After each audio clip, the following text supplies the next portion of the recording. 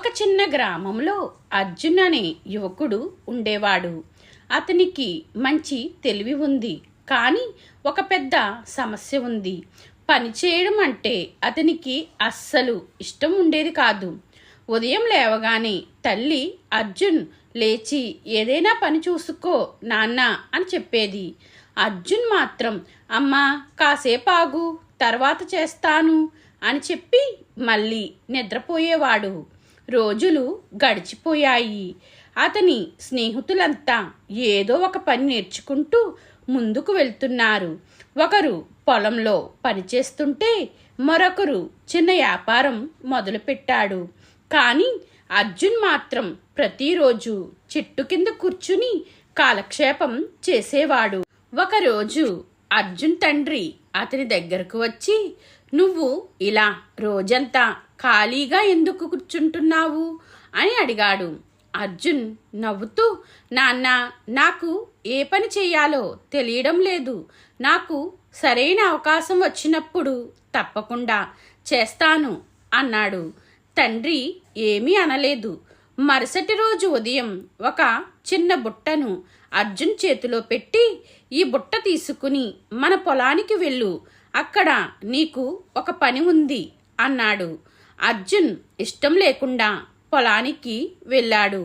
అక్కడ తండ్రి కొన్ని విత్తనాలు చూపిస్తూ, ఈ విత్తనాలను పొలంలో నాటాలి. ఈరోజు నువ్వు ఒక చిన్న భాగంలో నాటు అన్నాడు. అర్జున్ ఇంత చిన్న పని చేయడానికి కూడా నేను వెళ్ళాలా అని నిరుత్సాహంగా అన్నాడు. తండ్రి నవ్వుతూ, చిన్న పని అని ఎప్పుడూ తక్కువగా చూడకు.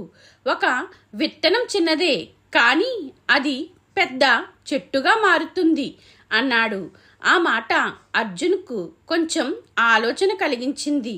అయినా సరే ఇష్టం లేకుండానే విత్తనాలు నాటడం ప్రారంభించాడు. మొదటి రోజు కొద్దిగా చేశాడు. రెండో రోజు తండ్రి మళ్ళీ పిలిచాడు. నిన్న నాటిన విత్తనాలకు నీళ్లు పోయాలి. అర్జున్ నీళ్లు పోశాడు. మూడో రోజు కలుపు మొక్కలు తొలగించాడు. అలా రోజు కొద్దిసేపు పని చేయడం అతనికి అలవాటుగా మారింది. కొన్ని వారాల తర్వాత అతను నాటిన చిన్న విత్తనాల నుంచి పచ్చని మొక్కలు బయటకు వచ్చాయి. వాటిని చూసి అర్జున్ ఎంతో సంతోషించాడు.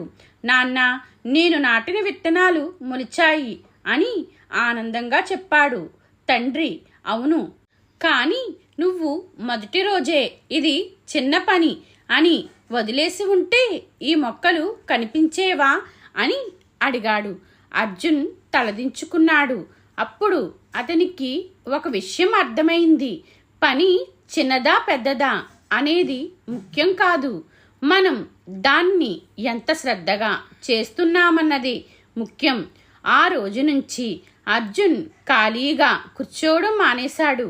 తనకు వచ్చిన ప్రతి అవకాశాన్ని ఉపయోగించుకోవడం ప్రారంభించాడు.